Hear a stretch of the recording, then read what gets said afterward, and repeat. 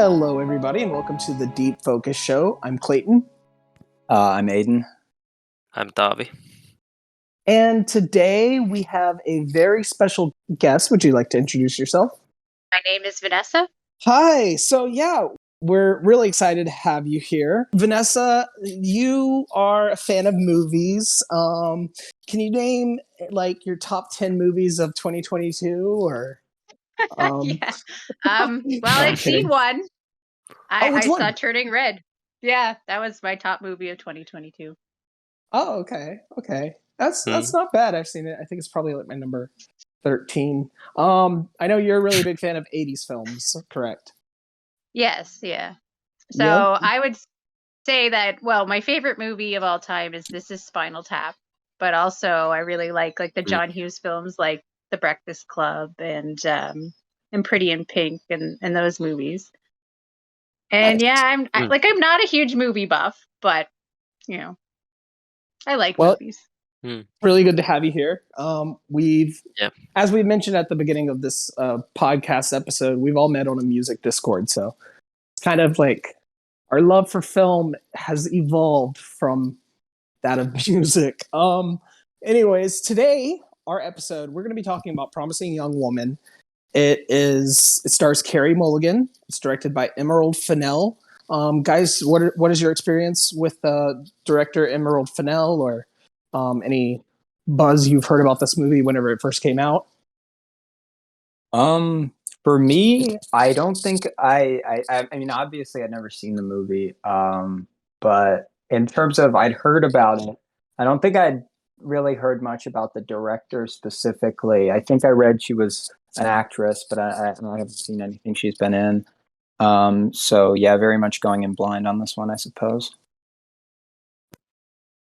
Yeah, this is my third time watching this film, and I saw it twice in the cinema, and I heard it. I can't remember exact time when I saw this, but I think the Oscar nominations was already in, so I just looked up what was nominated and tried to watch as many as I can, and I guess I can't still spoil how much I like this, but seeing it twice in the cinema probably tells you a little. I was pretty unfamiliar with the director. I was familiar with the movie somewhat, like I'd heard of it when it came out, and it looked like an interesting movie, but I hadn't watched it until you asked me to do the podcast. So Yeah. For myself, I know Emerald Fennell was in The Crown, and she's gotten a lot of buzz for that. I personally was drawn to this movie whenever I found out that Bo Burnham was in it. He's one of my favorite comedians. I was going through YouTube one time and I saw Chris Stuckman, who's a really big movie reviewer on YouTube. Everybody should know who he is. If you haven't, go check him out. But he mentioned that there is a twist ending in this film, and he wasn't sure how he felt about it. So immediately I was drawn in. I've always been a fan of big twists like M. Night Shyamalan and stuff like that. I didn't really know much about Carey Mulligan at the time, or how much of a powerhouse actress she could be. I eventually started watching more for films after I saw this, but yeah. And this was the first movie I saw coming out of post-pandemic. It was like in December of 2020. It was at a very small theater. I was one of the only persons in that theater. There was one other person, but yeah, I was still cautious to go to the theater at the time. But and I didn't go for a while after that. But I figured with this movie probably wouldn't have drawn a big audience compared to like other movies that probably like big blockbusters like Jurassic World or something like that. So, but anyways, Carey Mulligan, she stars in this film. She's incredible. I'm gonna go ahead and just get started. We're gonna go with me first, and then Tavi, Aiden, and then Vanessa can finally talk about her takes. And at the end, we're going to talk about the twist ending, which I think is pretty huge, and then we're going to reveal our scores, or we can reveal it while we talk about the film. I'm probably going to end up doing that. So, anyways, Promising Young Woman. I'm going to start off by saying I absolutely love this movie. It won one Academy Award for Best Original Screenplay, but it got nominations for quite a lot of Academy Awards in 2020. It got nominated for Best Director for Emerald Fennell, Best Film Editing, Best Picture, and in my opinion, it was a huge snub for Carey Mulligan as Cassie in Best Actress. Considering who actually won at the time, which was Frances McDormand in Nomadland, who I think did nothing in that movie, but she was clearly snubbed, and she was my personal front runner. Yeah, Carey Mulligan, she steals every scene in this movie. Love her. Her character is equipped with layers upon layers, and to the audience, you think this is a woman who is out for revenge, but I feel like it's so much more than that. The marketing and even the first 20 minutes of this film leads you to believe that the theme of this movie is a cliche revenge story. Most female-led characters set on revenge are usually out for blood and have unrealistic intentions and motivations of how women in that scenario truly feel. Unlike movies like Kill Bill, Carrie, Hard Candy, or even The Nightingale, this movie actually subverts your expectations of this film and gives kind of a level of empathy and understanding to Carey Mulligan's character of Cassie and her motivation. This is a woman dead set on having the world understand the grief that she's feeling. And the revenge aspect is really, to me, just a facade and almost like a MacGuffin. Another great thing I like about this film is the color palette. It's filled with, lipstick, bright, vibrant bubblegum pop colors. And I think it juxtaposes well with the dark tones of the movie. It really further implements the notion of the theme that this isn't an average revenge story, and isn't really a revenge story at all, despite what some people might tell you. The music complements this as well. You have Charlie XCX. There's even a scene in a pharmacy of the two lead characters singing along to Paris Hilton's hit song "Stars Are Blind," probably her only hit song, and there's a string quartet rendition of Britney Spears' "Toxic," which I absolutely love. But yeah, this is an example of a film with tremendous casting. I think each supporting player works here, including Connie Britton, who delivers a satisfying yet extremely uncomfortable scene in a college, and she plays a dean. That's just incredible dialogue between her and Carey Mulligan in that scene. Alison Brie is in here from Community. She absolutely nails it. Jennifer Coolidge, she delivers a more realistic effort akin to her performance on The White Lotus, the miniseries. Alfred Molina is on here, who is probably the most sympathetic character in this movie. And oh my god, Bo Burnham. There is literally nobody else who could have played this role except Bo Burnham, because that casting choice is insane. Like, you totally expect him to be this nice, wholesome guy like he is in real life, but once a certain twist happens and it's revealed, it's like a gut punch. I'm going to say I hold no sympathy for his character and won't tolerate anyone who does. The title of this movie is a direct reference to a football player and rapist named Brock Turner. The media didn't portray the disgusting human being he is, and said at one time that he was initially a promising young man, which is obviously untrue. I think that pretty much sums up the complete intentions of this film. It sheds a light to our perceptions and ignorance towards sexual abuse. I think it's so important, and I'm going to give it a 4.5 out of 5. It is my second favorite movie of 2020, right behind Never, Rarely, Sometimes, Always, which also sheds a very important topic of discussion. But it's another gut-wrenching film. But yeah, that's what I got, 4.5 stars out of 5. It was kind of long, but yeah. Okay, cool. Yeah. Like the quick mention about the Oscar thing you mentioned. Like, I also think Carey Mulligan was snubbed, but I don't know. I think you undersold the Frances McDormand a little there, but let's not go there. But so Promising Young Woman. This is like partly a black comedy and partly a thriller, and it follows Carey Mulligan's character Cassie, who's living with the trauma of her friend's suicide, and I think Clay is correct that the visuals of the film is very on point. I think they're like, yeah, very bright and bubble gummy, but and it like strangely complements with the really dark subject matter this film has, and I think Gary Mulligan is the star of the show. I think his acting is really great, and we get to see like piece by piece more about her character and her ways and why she seeks vengeance, and she clearly wants and needs some closure to that trauma she has. It I think Promising Young Woman really works as the mixture of both elements of comedy and thriller. I think it feels more unique this way.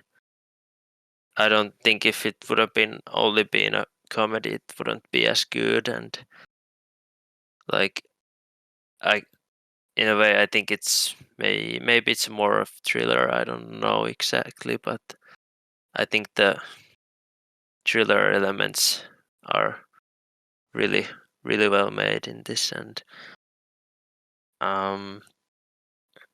I guess I also love the structure of the film. It has these like numbered sections going on, and they're built in right to the film very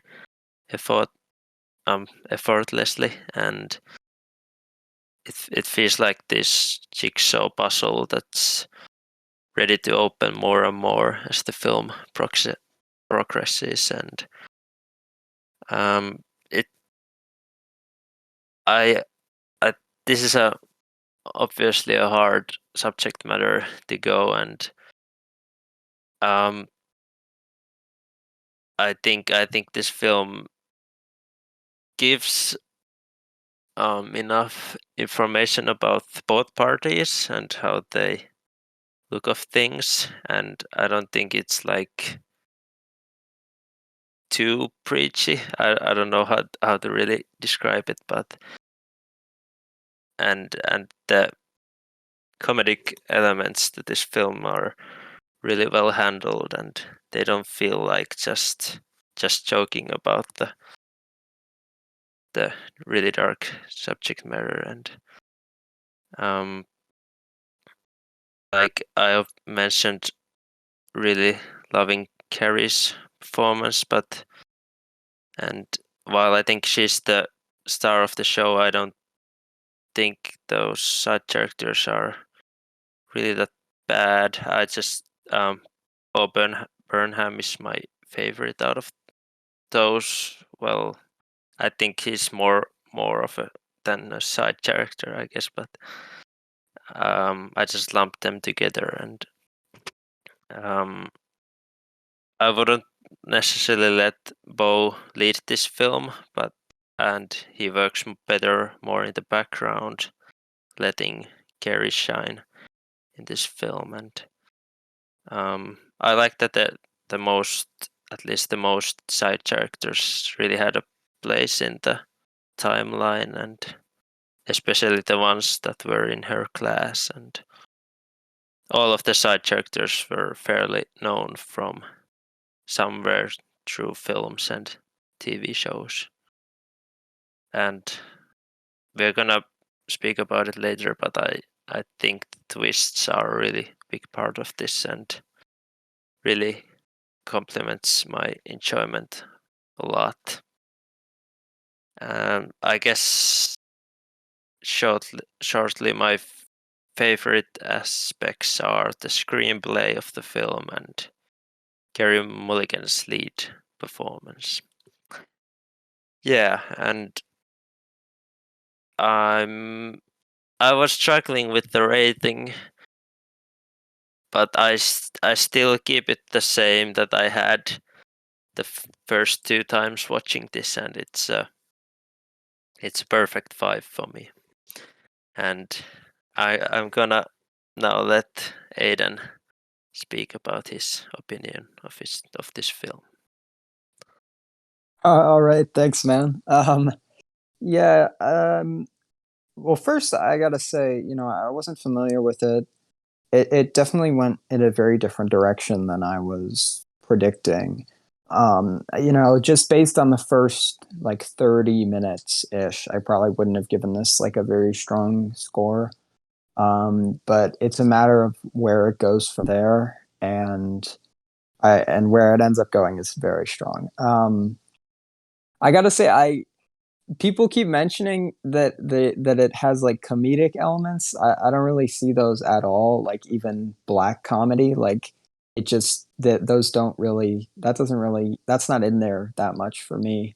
Yeah, I agree, Aiden. Yeah, I don't read it that way.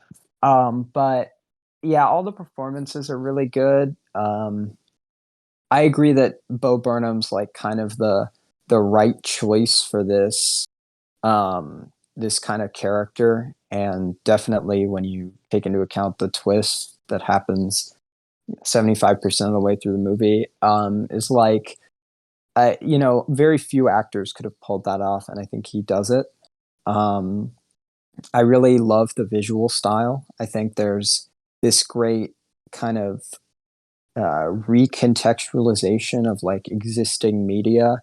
Like there's the version of Toxic that plays with only the strings, and there's the song from Night of the Hunter that plays when she finds out about Ryan, which is cool. It kind of recontextualizes that song, which I liked. Visually, I think it was a brilliant choice to go with like the bright like bubblegum colors, because it's flashy and it's in your face, which in a certain way kind of like goes along very well with how in your face all of the kind of extreme acts of violence and sexual assault are. So it kind of, they're like strange bedfellows stylistically almost. But yeah, I thought the ending was absolutely knockout. It does a thing that I really like, where it very much, the things go quicker and quicker. The pace speeds up as you lead to the ending, and it was very, very strong. One of the best endings I've seen. Yeah, it's so I wasn't. This movie wasn't. It was kind of on my radar. I heard about it, but never until now. But yeah, I'm gonna give it a 5. I think definitely the best film I've seen from 2020. I've seen like 7 though, so I wouldn't take me as gospel on that one. But yeah, I enjoyed it a great deal. I am so glad you nice. like this, Aiden. And I'm really glad both of you touched on the pacing of this film, because I think it's so good. What do you guys think of it being split into different chapters? And Vanessa, we'll get to you too, because you are so important in having this discussion. We need a female here to talk about this movie, and I wouldn't have done this movie without a female presence on the show. But I don't know. That's funny as fuck. I don't know why. Sorry. Yeah, I didn't really notice the chapters that much. It just, you could take them like out, and I don't think I'd notice like pacing wise. They just kind of feel like I don't think the chapters add anything for me personally. Yeah, I And have it's to agree. Yeah. I don't think they were really a major thing to me either. Like, I think the movie would have been fine without the chapters. I think it's a nice touch. I don't know. I mean, Yeah, it didn't take cool. anything away, but True. Yeah, I just said that those were so effortlessly made. Like I guess they didn't hurt the pacing at all. So it was just a good thing. So perhaps technically they weren't as much of the sections, but they were signaling that something is gonna happen real soon. But yeah, and I'm gonna quickly mention about the. I guess it's technically, well, yeah, I see it's not a comedy, like a haha comedy, like a new Will Ferrell movie or something, but I guess it's more of the um the lighter approach to this film that I'm more Yeah, thinking I of see what you're here. saying. There is a. It's almost uncomforting how bright and intensely pink everything looks. But Vanessa, you wanna go ahead and Yeah. yeah, sure. So I had a different expectation of this movie, like really how it was going to progress and what it was going to be about before watching it. Because I'd seen the trailer quite a while ago, but I did think it was more of like a revenge kind of film, and I thought, well, I really thought she was going to be murdering the guys, and it was going to be more something like that. So it was a pretty big surprise when I did actually see it. Um, but yeah, I agree. I really love how they handled it, because it's a situation and a subject matter that can go badly so easily when handled in a film. So I think they brought sort of a realism to the emotional impact of the situation that I really appreciated. Um, yeah, it's like it was. So I think the juxtaposition was kind of necessary just to kind of maybe counteract the difficultness of the subject matter. I don't know, but I really liked how they did that, and there would seem to be a lot of little visual. I don't know if you call them Easter eggs or like little clues to the situation as the movie unfolded. Like I noticed every time that she marked in her notebook after she took a guy home that she had a scrunchie in her hand. And I kind of wonder if maybe that scrunch, they never really revealed what the significance of that was, but it seemed like maybe that had been Nina's scrunchie or something like that. And I thought that was kind of just an interesting touch, just things like that.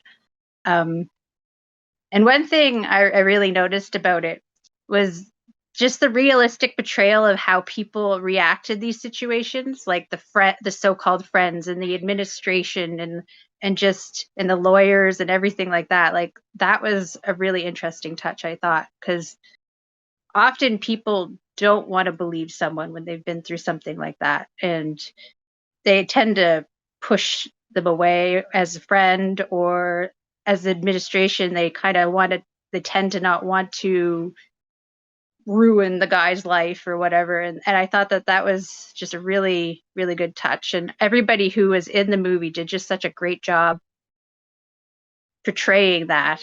And yeah, like the twists were really really cool. Like I I didn't expect the twist with Ryan's character at all. So I thought that was just a really good touch.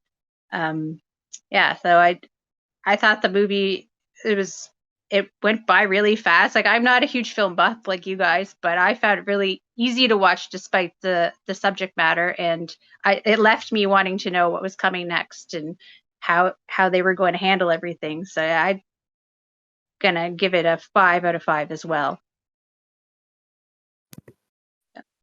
Nice. wow. Nice. Yeah. I you know mm, I, sorry, I'm blanking right now. No, I Um, know. I had more. Like I thought I had more to say, and then I was like, oh. no, it's okay. It's okay.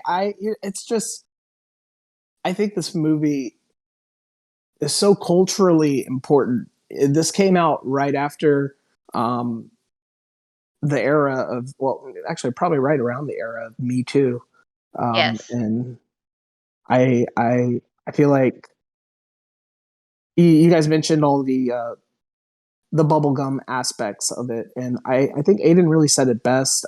I think it's a critique on the media and how we tend to not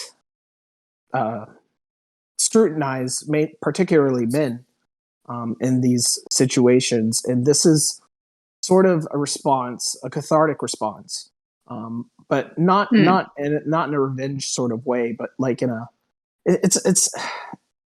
it's more of an emotional catharsis instead of a Yeah.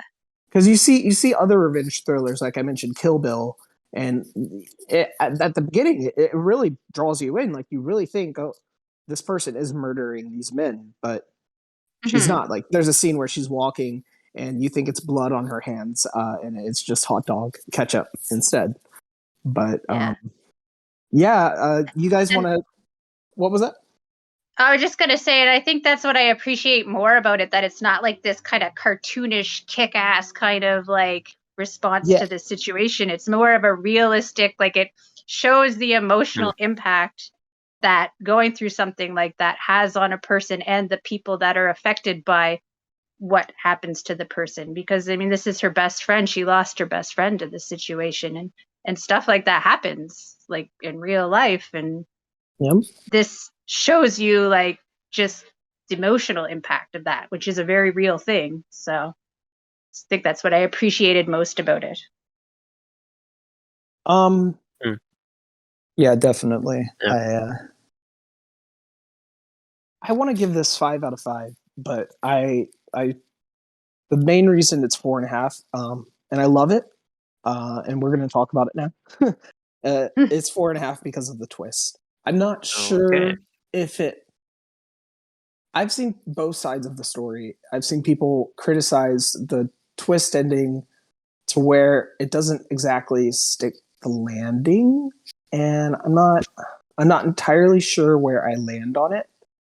Um, it's not the twist ending with Bo Burnham's character, because there are about 3 twists here. Obviously, the story, for those of you who do not know, is about a woman whose friend was her friend was sexually assaulted in college, and she is grieving over that. And occasionally, she'll go out and meet men at a bar, pretend like she's drunk, and then once she goes home with them, she'll confront them head on and be like, "What you're doing is wrong." She works at a coffee bar stand and lives with her mother. She meets a guy, Bo Burnham's character, and they sort of have a connection and fall in love. But this guy is connected to her past from college, who was his friends were involved in the assault of her childhood or her college friend. Eventually, she sets a goal to confront the people directly involved with the assault. And during her confrontations, she comes to find out that her boyfriend and this guy, Bo Burnham, who she's falling in love with, he was actually a suspect. He was the abuser, towards this woman along with her friends. So that I don't have a problem with. I don't have a problem with that twist at all. And I kind of predicted it. I don't know about you guys. What do y'all think? I didn't predict it. You didn't? No, No. I don't tend to, when I watch something like this, I don't tend to think that way. I just kind of let it take me on the journey that it wants to take me. So I really wasn't thinking about it. So it did surprise me a little bit, but it does make sense. Yeah. Like you said, Like it's filled with clues, and you can yeah. kind of And tell. like it makes sense in just the sense of like how close he was to the people in the situation, that he would have been there and been part of it. Yeah, true. Yeah, I mean, I think the endings or the twist is pretty strong. It's not the strongest like single aspect, but I think it works well within the story they're telling, in my opinion. What I think is the strongest single aspect is there are a couple things I like in this scene. She finds her boyfriend's friend, who is also an abuser of her best friend from college. And her best friend eventually, trigger warning, commits suicide, and so it's very traumatic for this woman. But she finds her friend and lures him, being disguised as a stripper, because he's going to get married, and she confronts him, and she asks the man to say what he did, which was rape, and he doesn't say it, and eventually he murders her, and it's just that scene. I think is intentionally it's intentionally long, and it's very uncomforting. The moment I saw that in the theater, I was like, wow, this is happening for a long time, and I wasn't sure how I felt about that, but I'm still kind of torn. It Yeah, ends that on a scene is positive so note. long. Yeah, but I like that about it, you know. Just thinking about like strangling scenes. It reminded me of the one that opens Return of the King, but it was even more like disturbing than that one was, which also had like a similar vibe with how like slow the strangling lasted and all that. Like it's a very disturbing visual in the movie. But I think I think the last 30 minutes is like knockout on this movie, and that's part of it. Yeah, I kind of I was so shocked when I first saw this film, the strangling part, and I was just like, what is happening? I was so like, what? But I absolutely loved how it went there, and it was just kind of mind blowing actually. It almost feels Yeah, like shock value to me. I don't know. I know it's not, and I know its No, man. intentions. That's I know what its intentions are, and I get it, but Hmm. I mean, Hmm. it's shocking. It is. But I don't know. I Well- and I love the ending. I love how eventually, but Yeah. What was Vanessa going to say? I was just gonna say that it was shocking. Like I really don't think I was expecting them to actually have her die as in that scene Mm. until that happened, and you're almost waiting because it's so long. You're almost waiting for her to just like somehow get out of it, but she never Mm. does. And I think that kind of adds to the emotional impact of her death in the movie because you basically Mm. watch it happen, and Yeah. I that will kind of say leads. it's a satisfying twist. Like, I think that's the real twist of the movie, is because I totally expected. I know you didn't, Vanessa, but I totally expected Ryan to be somehow involved in this. But Hey, we get Yeah. it. You're good at predicting the movie. We got you. Don't need to I flex. I did intentionally not- didn't notice. I did not predict the outcome of Carrie Mulligan's character. I will say that. That's just. Mm. But yeah, this Yeah. is a great film. I love it a lot. A lot of movies in 2020 did not get 5 stars for me. I think there are a couple, and one of them was Hamilton, the stage musical. So that doesn't really count. Okay. Yeah. I think this was my only 5 stars. If I maybe I'm not sure exactly. But yeah, great film, obviously. Any closing thoughts, you guys? I got nothing on my end. You want to go into our next episode? Sure. Yeah. It's going to be Greta Gerwig, but afterwards we have another big director. I'm just not sure if you guys want to reveal it yet. or if we should keep that a secret a little bit Given longer. the state of completion, it's more up to you than me. That's true. It's gonna. We're gonna be doing Martin Scorsese at some point. So there it is, folks. There you have it. The big director we've been teasing this whole time. It's coming up. Vanessa, we're so glad you came on the show, and I'm glad you enjoyed this movie. Yeah. Well, thanks for having me. It's fun. Of course. Yeah, anytime. Thanks. Thank you, guys. I guess we're gonna sign off now. And yeah, thanks for listening. Bye. Yeah, ciao. Bye. Bye.